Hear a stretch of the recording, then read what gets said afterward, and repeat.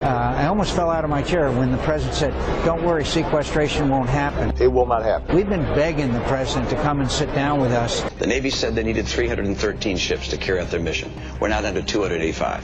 We're headed down to the low 200s if we go through with sequestration.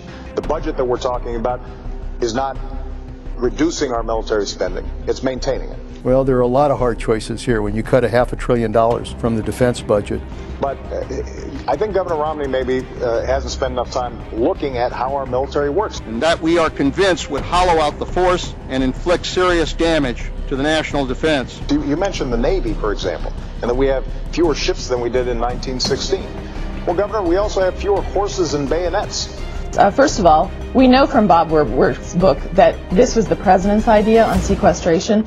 And so when I sit down with the Secretary of the Navy and the Joint Chiefs of Staff, we determine how are we going to be best able to meet all of our defense needs. I think President Obama and his budget choices through the sequestration mechanism mandates reductions in federal spending, including defense spending. Has pursued a course of weakness. It would truly be a disaster. I'd have to take the strategy I just presented to you and throw it out the window if a sequester did happen.